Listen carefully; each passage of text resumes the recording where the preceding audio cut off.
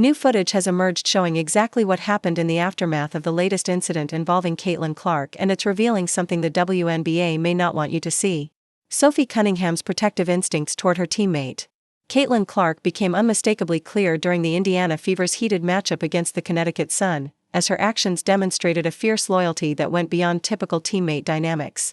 The greatest thing I saw tonight was Sophie Cunningham. Thank you, Sophie Cunningham was about to give. She's about to give her the Stone Cold Stunner, bro. I'm gonna put it right here, bro. She was gripping JC's shoulder and straight bumped her. She was straight grabbing her hair and was talking shit while doing it. That's what I'm talking about. That's how you become a teammate. That's a road dog. That's a real teammate, bro. She see what made me mad the play before. Howard, none of them jokers didn't stick up for Caitlin Clark, but that's how you stick up for Caitlin Clark. That's how you fight for your teammate. Sophie Cunningham, the Indiana Fever's newly crowned enforcer, wasn't just standing up for her teammate during Tuesday night's game against the Connecticut Sun. She had to be physically restrained by coaches as she attempted to defend the league's biggest star, Caitlin Clark, from J.C. Sheldon, a player who's been trying to get under Clark's skin since their college days. People out here defending Marina Mabrey for Madden hit sticking Caitlin Clark to the floor, saying that she's just protecting her teammate. For one, it involved Caitlin Clark and JC Sheldon. They had their little spiel before that, and then JC Sheldon scratches Clark in the face, then invades her space after that. Clark pushes her away because of that, and then Marina Mabrey comes get involved and Madden hit sticks her to the floor, man. And y'all just like she was protecting her teammate. But then Sophie Cunningham is getting called vile and disgusting for dropping JC Sheldon to the floor and dragging her by the hair. So Sophie Cunningham can't stick up for her teammate, or else it's vile and disgusting. But Marina Mabrey could get involved in something that didn't involve her, and it's just she was protecting her teammate. The Caitlin Clark hate.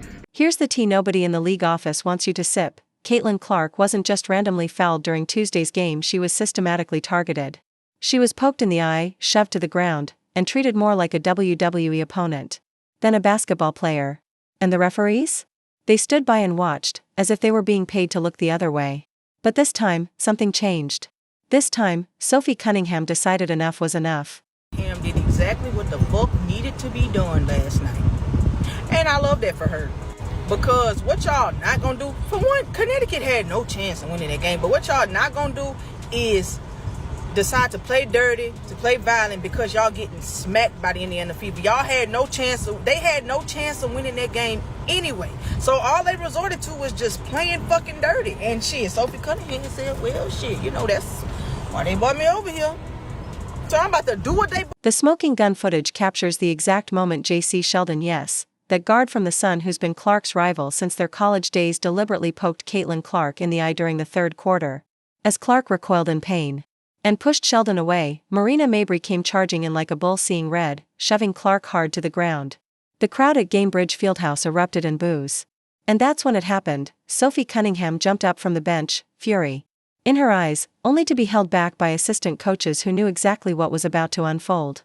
It actually took place. Sophie Cunningham was ready to jump off the bench right then and there. Sophie was ready to jump off the bench right then and there. Look at this. Boom, Marina Mabrey gets it. And then what do you see right here? You see the picture.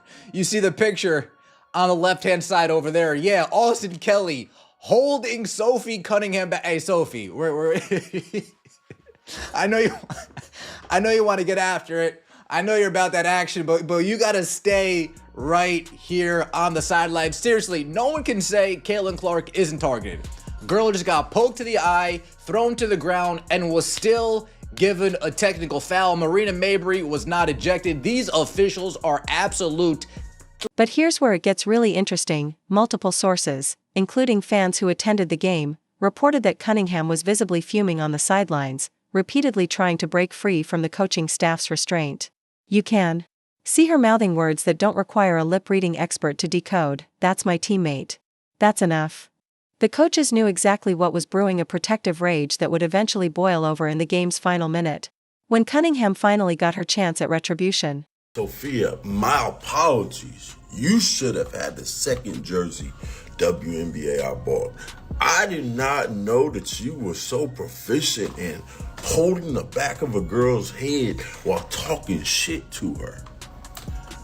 She defended Caitlin Clark from that flagrant foul, which they didn't call flagrant for some reason last night. And she had her titled up.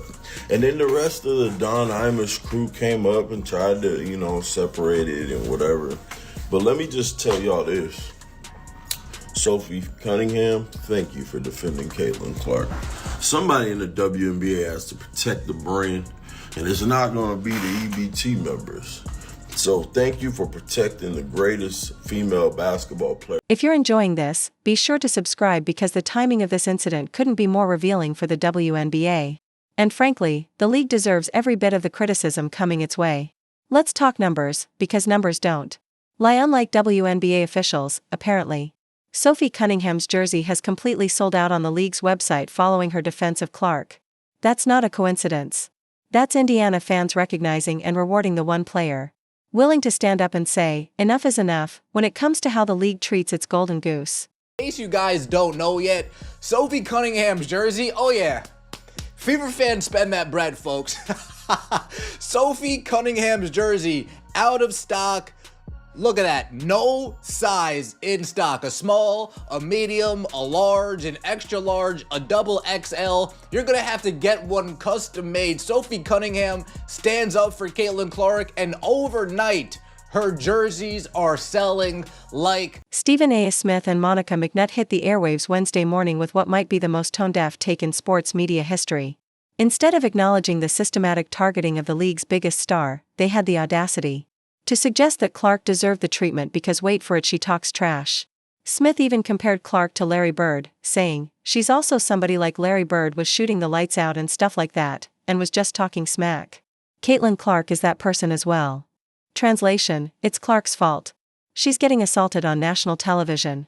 The victim blaming here is so transparent, it's almost comical. You see a little shove here and there. You see her throwing a little elbow here and there. You see her talking smack. Caitlin Clark does this. So, on top of the fact that she can play, because the girl's a shooter, and she's an assist maven as well, leading the league in assists and stuff like that. She's special, 4th in league MVP honors last year, Rookie of the Year. But she's also somebody, Doggy, you will appreciate this, kind of like Larry Bird was. When Larry Bird shooting the lights out and stuff like that, but Larry Bird... But let's talk about the real crime here, the officiating and the league's response. Coach Stephanie White called it out directly, saying, I started talking to officials in the first quarter, and we knew this was going to happen. You knew. This was going to happen. They've got to get control of it. They've got to be better. She made it clear that this has been happening all season long, with officials allowing the physical targeting of players, especially Caitlin Clark, to continue unchecked. The message was crystal clear at this point: the officials weren't going to protect Clark, so her teammates would have to do it themselves. And that's exactly what Sophie Cunningham did. With less than a minute left in the game and the Fever up by 17 points, Cunningham saw Sheldon, the same player who had poked Clark in the eye earlier, racing down the court for a fast break.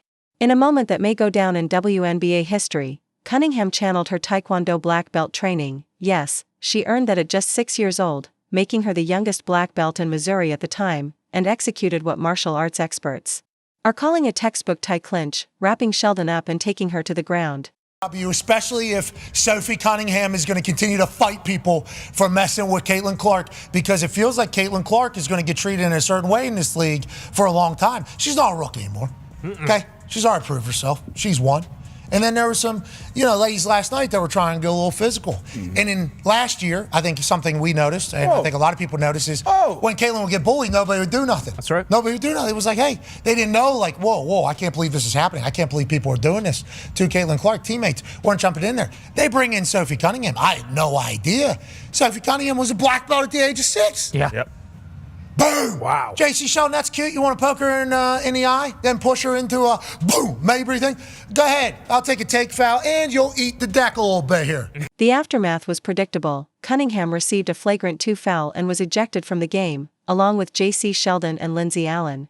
But the message had already been sent loud and clear: mess with Caitlin Clark, and you'll have to answer to Sophie Cunningham. The crowd at Gainbridge Fieldhouse gave Cunningham a standing ovation as she left the court. Recognizing they were witnessing the birth of something special, an enforcer unafraid to put her body on the line to protect the future of the franchise. What makes this story even more infuriating is the WNBA's response. On Wednesday, the league announced that Cunningham would be fined for her actions. Meanwhile, Marina Mabrey, who had shoved Clark to the ground in the third quarter, merely had her technical foul upgraded to a flagrant 2, also resulting in a fine. That's right, the same punishment for two completely different actions. Mabrey's unprovoked attack on Clark from behind was treated as equivalent to Cunningham's protective response. The double standard couldn't be more obvious if it tried.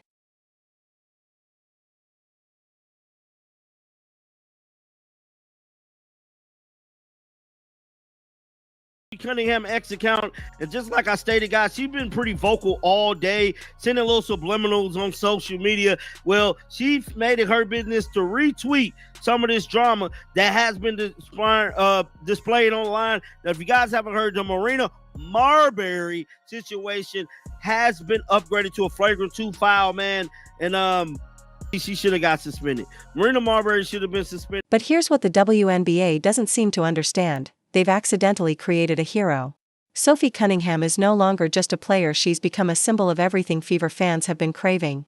Indiana has never had someone like her, a player who combines skill with an unshakable refusal to let her teammates, especially the franchise cornerstone, get pushed around. As one fan put it, Sophie Cunningham is exactly what Caitlin Clark and the Indiana Fever needed. She brings fearless energy. While Marina hits and retreats, Sophie confronts. The jersey sales tell the whole story. Within hours of Tuesday night's game, Sophie Cunningham's jersey was completely sold out on the WNBA's website. Fever fans are voting with their wallets, making it clear they value a player willing to stand up and protect their star. This isn't just about basketball anymore. It's about loyalty, protection, and sending a message to the rest of the league. The days of using Clark as a punching bag are over. This is exactly why the Fever brought in Sophie Cunningham, whether you like it or not, the enforcer. And the WNBA officials were not prepared to handle this moment. Now, he's retweeting this and insinuating, he's insinuating that she's racist. That's how can you say an incident between two Caucasian ladies are racist? Make it make. Sophie Cunningham's emergence as Caitlin Clark's protector goes far beyond jersey sales. The Fever are experiencing unprecedented interest in their games, with fans showing up specifically to witness the dynamic between Clark and her newfound bodyguard. This isn't just about basketball, it's about an entire economic ecosystem centered around the league's biggest star finally receiving the protection she deserves. All the WNBA had to do was safeguard their investment. Instead, they've left the Fever to build their own internal security system, and her name is Sophie Cunningham. Found out, didn't you? Yep. I'm all for getting that lick back. Sophie wasn't trying to hide nothing. She wasn't trying to, disguise it. She was looking at you the entire time you drove. She knew exactly what she was going to do, and she knew exactly what she was going to do when you stood up. See, that's how you handle business. They brought you there, Sophie Cunningham, to be the enforcer for Caitlin Clark, and that's exactly what you're doing. Hey, man, one thing you can say about the WNBA, there ain't no punks. You know what I mean? There ain't no punks. But these refs are horrible. These refs are trash. Like, I just found out that y'all gave Caitlin Clark a tech and you didn't even throw Marina out.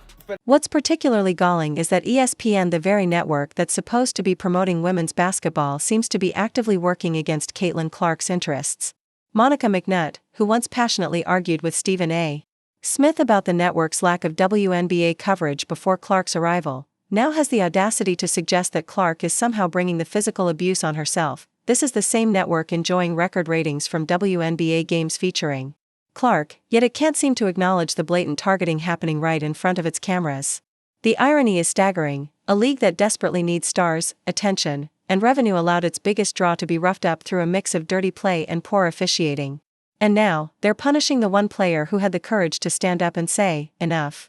This would happen. Here we go. We got Sophie Cunningham with a hard foul on Sheldon, and now we got all this again. And I mentioned Sophie Cunningham goes back to her days at Missouri. Another trash talker, agitator, intense defender, intense player. And so, again, JC Sheldon's not going to back down. I didn't love the way that this one was adjudicated. Sophie Cunningham was ejected, as was Lindsay Allen, and JC Sheldon, I believe. I thought Sophie should have been ejected. What they don't realize is that they've sparked something they can't control, a genuine bond between fans and a player who embodies the protective instinct every teammate should have. The acquisition of Sophie Cunningham addressed a glaring need identified last season, when Caitlin Clark was physically targeted with little to no response from her teammates. As one analyst put it, last year, when Caitlin got bullied, nobody did anything. Cunningham's arrival changed that dynamic completely. Her loyalty to Clark was unmistakable, evident in her willingness to sacrifice her own game, risk ejection, accept fines, and even face suspension, all to ensure her teammate knew she had someone in her corner. For Sophie, protecting Clark wasn't just about basketball, it was about loyalty, respect, and the kind of fierce devotion that turns teammates into family. A guard trained in martial arts, Cunningham found her mission in Indianapolis: keep the league's biggest star safe, no matter the cost. Last night between the Indiana Fever and the Connecticut Sun with Caitlin Clark, Sophie Cunningham, Mabry, and Sheldon, all of it. It is so good for the WNBA, dude. Never in a million years would I have thought I would find myself feeling compelled to turn on a WNBA game at the same time as a Stanley Cup game in which one of the teams has the opportunity to win the best trophy in professional sports. Never in a million years would I have thought I would feel compelled to turn on that WNBA game that's going on at the same time and find myself watching it and yelling, "Drag her ass," as Sophie Cunningham is tackling Sheldon to the floor. Love it, dude. It's so good. It's so good. The WNBA has needed, and the Fever more specifically, but just in general, the WNBA has needed a Sophie Cunningham so badly. And for the record, every single team. When Sophie Cunningham returns to the court for the Fever's next game, expect the crowd to erupt. Fans have found their new hero, not just because she's willing to stand up for Caitlin Clark, but because she represents something that's been missing from Indiana for years: heart, courage, and an unshakable refusal to back down. The coaches may have held her back in the third quarter, but when it mattered most, Sophie broke free and did what needed to be done. One thing is certain: the next time an opponent thinks about taking a cheap shot at Caitlin Clark, they'll think twice. Because now they know Sophie Cunningham, black belt, enforcer, and fan favorite, is watching, waiting, and ready to defend the future of women's basketball. The WNBA wanted a villain. Instead, they created a hero, and her jersey is sold out for a reason.